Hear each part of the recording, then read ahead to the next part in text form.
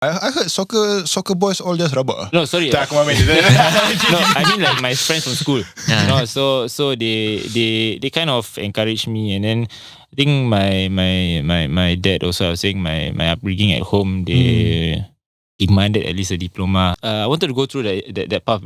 Whereas now you talk about now people are making money younger and more money, and I think there's a lot more opportunities now. I think globally there's a lot of expansion or opportunities. Internet, the technology. smartphone changed the world. Yeah. So back when I was in my teenage years, we didn't really have what we have right now. You know, so you had to actually work your socks off lah. And I made it a goal that I had to at least finish my diploma.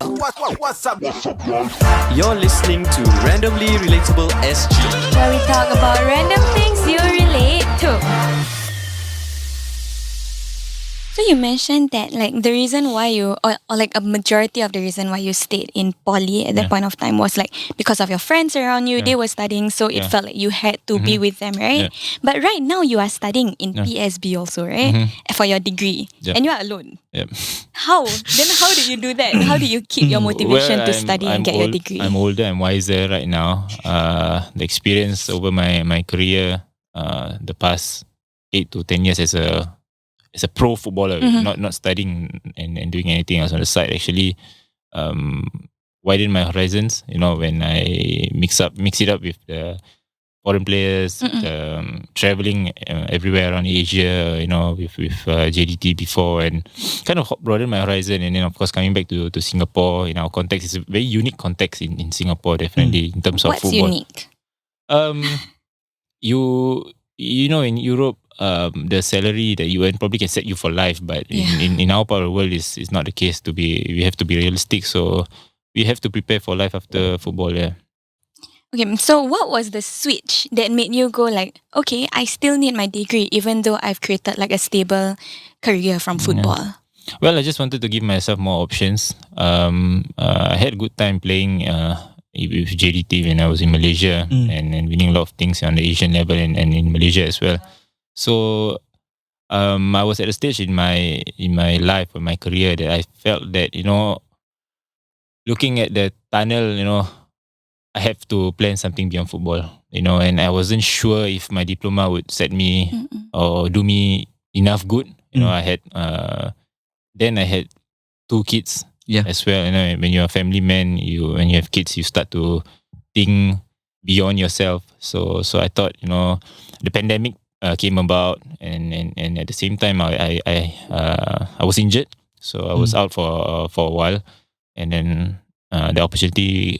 What injury do you have? Well, I feel that's one of the scariest things that can happen to a professional athlete. So I had an ACL injury. So at the beginning of last year. So when the opportunity came to study, like you guys know, pandemic, there was a lot of time at home and stuff like that. So when the opportunity came, I thought, okay, why not? Like I have a diploma, it's an opportunity to upgrade myself and just go for it. It's something that I've done before, but I'll just need some getting used to again. So once I got got by that phase where I had to adjust myself back to studying again, I think was all good. So I guess one of the downsides of, I wouldn't say downsides lah, but I guess the criticisms, or if I'm being critical of having football as a career, right, is that it's very short-lived. It's very uncertain in a way. Yeah, because what's the normal, what's the oldest Singapore player? The lifespan of a career. Yeah. Dan Bennett is still playing. How old is he? He's 43. Whoa. 40. I watched some interviews about you. Then all the interviewers all say that you actually still have a few more years in yourself, kind of stuff. Yeah. Then aku tengok, remember the 31, sel? I think because it's different for players now, because with sports science and everything, right, your recovery is better, and then the science is better lah when it comes to recovery and stuff. So even Ronaldo is at 36, is playing at the top level. But Ronaldo is a different animal. It's a cyborg lah. It's a cyborg. Talking about games, you got angry, you're not inside FIFA, or was that is that ever a goal? I want to see myself there. But now have I think last few FIFAs there was Singapore. I remember there was a Singapore team in the World Cup 2010 or 2014. Singapore's team was inside. In World FIFA? FIFA World Cup edition. There was a Singapore team inside. Is it? There was a Singapore team inside. I remember using them. They suck. I mean, like, Was it Pro Evolution or? no. It was a World Cup edition. Okay. Yeah, World Cup edition. Yeah. What was that? Macam ever? I want to be in there. Nah, not really. For me, I'm not really a gamer. I do play FIFA like before, but now since I have kids and all that, like I was so occupied, and so I haven't really played for a while now. So yeah. Talking about your children, Yeah. I want to test your father's skills. Apa ni? Okay? You just take out one diaper. Ask you change the diaper now. No, literally, like I want to ask you about your future plans for your children. So, Okay. like you were talking about studies and you're talking about football, and Yeah. like throughout the podcast, right? I've been noticing that it's very equal value to you. Yep. So when your children gets older, you have one boy, right? And one I have girl. 2 boys. Yeah. Oh, two boys. Two boys and a girl. Yeah. 2 boys and a girl. So you have 2 boys and a girl. Do you have plans for them to play football and follow your footsteps? No, not really. I mean, of course, I will, naturally being a footballer, I will expose Superstar, them to the game and I will expose them to the game and watching on the TV and going to the stadium. And my wife brings them to the stadium and stuff like that. So they will be exposed to it. But in order for them to play, it will not be a push for them. You'll have to How develop old are they? You interest. don't mind me asking. They are 7, 5, and 1. Young. 7, 5, and 1. So they got 10 more years to get to the national team. There's a challenge zone. You're 16, 15, 13. 13 must play. I think it's like that it's easier now. I mean, not easier lah. Like there's proper roadmaps for like younger players to get into the national team now Yeah. compared to like in the 1990s. Yeah.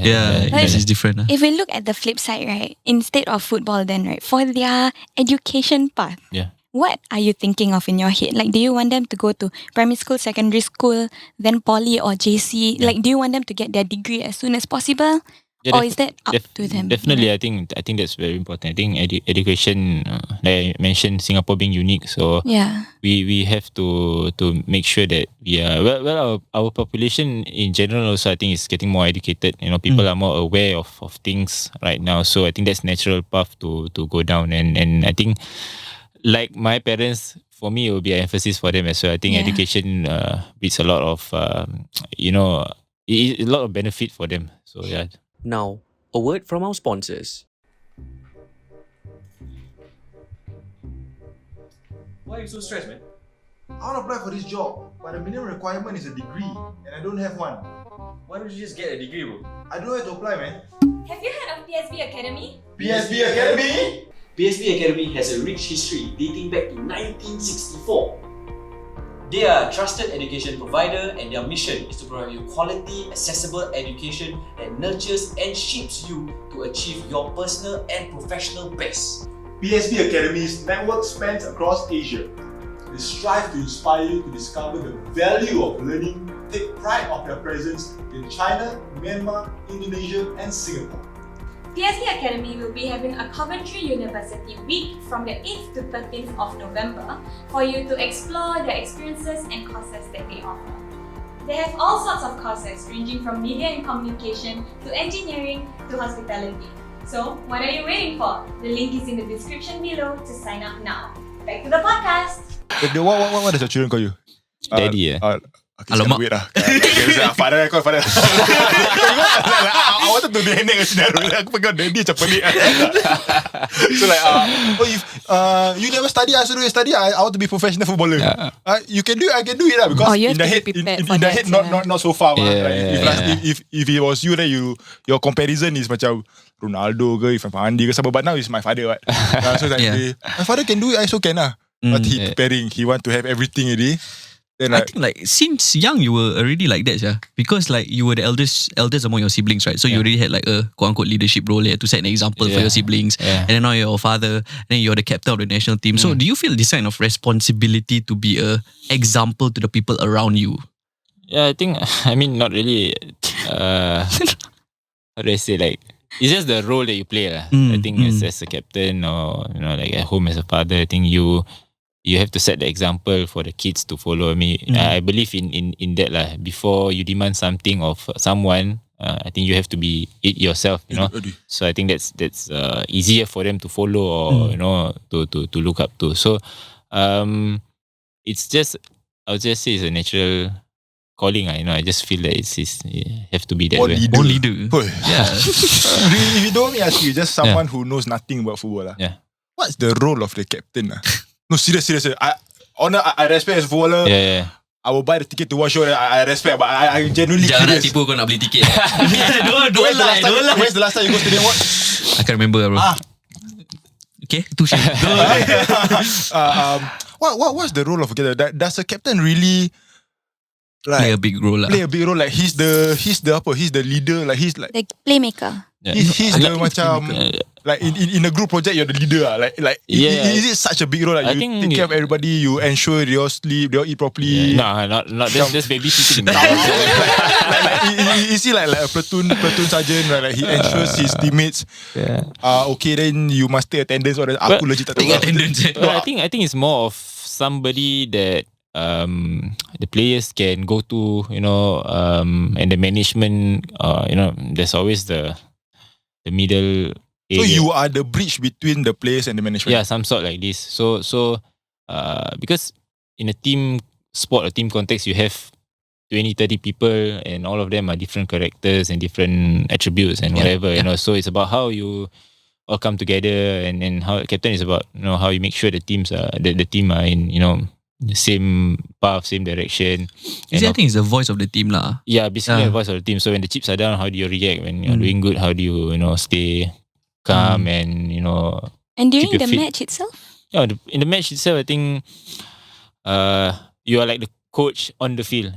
So much shout here Yeah, and I there. mean you don't have to. I think captains over the years, if you look at football, there's different captains. Captains who lead by example. There are those who are very vocal and stuff like that. So I think it's just about making sure that your presence is felt. The What players. type of captain are you? I don't know. I can't. You just listed out a few. You listen Yeah, vocal lah, see by example lah. That's by script lah. So, but like for me, I think it's naturally I'm vocal because I believe that You maki-maki for on me, Angry not maki-maki. I think it has to be constructive lah. Definitely, because like I said, different characters. Some of them take it well, some of them not as well. So you have to know who and how to approach. That's very important, and it's a tough job. You have to know that person in and out, and also naturally I'm vocal because I feel like communication, or at least in the position that I play, communication kind of is 50-60% of the job. It makes it easier for you and your teammates. So I mean, I was taught that way growing up. So it's been with me up till now, and it will be with me all the way as long as I'm playing and beyond. So I'll ask one more question. It's going to sound rude. It's going to sound stupid. I'm going to get hit. I'm going to get cancelled lah. But I just want to ask, like, is being a captain a big thing? Like, was it something that you wanted? Like, was it a goal? Like, I want to be captain. No. Like, is it a big thing, or is it just a? Does everybody wants to be a captain, or some people actually just want to play? They're okay with just being a player. It's not a role that. How to say? It's like It's not like a progression It's lah. not a progression. Is it a progression kind of thing? I wouldn't say that you have to be wearing the captain's armband to be a captain or to be a leader. Cliche. You know what I mean? Cringe fest. I mean, it's true. The band Yeah. doesn't mean anything. Yeah, because I mean, looking back at my journey, I wasn't a captain for JDT until 4 years later. I don't know whether you want to put this in or not, but how did the fans react that the captain is not Malaysian? I think you're fine, or at least I didn't know anything. So Okay. yeah. I mean, that's important. You need to filter out the negative. In my head also like, ni gila babi Like,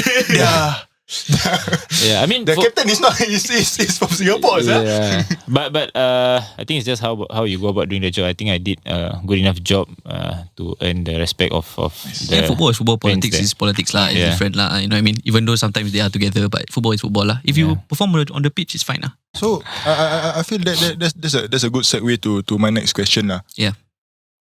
Because right now, social media world. Yeah. Social media world, or don't even talk about social media lah. Like a footballer is a handsome bro. You're not really very fancy Flashy Like lah. flashy. You're very humble, very grounded, very not loud type of person Mm. But then again, you are a freaking superstar. Yeah. But looking at the other footballers or looking at like not even footballers, like people who get such success at a young age, they kind of need to show a certain style of level or do a certain type of marketing. Like even though they don't like their management, I know you're not under any management lah, but then like they need to they want to make full use of social media. And they show a certain lifestyle lah. They show a certain lifestyle. So because like girls go to footballers like snaps snaps. Stop agree. And you are national team, you are scoring goals and stuff like that. Those fellas not even scoring goals can get girls. You scoring goals. Honestly, how so we talk about now first. Why did you make or was it a conscious choice to have this type of like online persona lah, or online personality? Or is the online personality same as real life personality, or maybe it's something we don't know? Bipolar disorder, like no, I mean it is what it is. Like my life is like how you see it on social media. Of course, you put all the nice and happy stuff. But I'm not one to share too much. You know, I like to have my privacy, and also Instagram is just a way of connecting with people and being in touch with the world and whatnot. I have friends, obviously in Singapore it's easy lah. I mean we meet and see each other every other time. But of course I have friends in Malaysia and then in other parts of the world, where I've known for some time, and it's a way to communicate, keep in touch with each other's lives, what's going on and stuff like that. So same for Facebook. So for me it is a conscious effort. I think it's for me to just be there, be a presence. There's a lot of good things that you can learn from Instagram, on top of whatever negative things people talk about. So it's about choosing the right path on social media as well. Did your club or did the organisation tell you not to post certain things?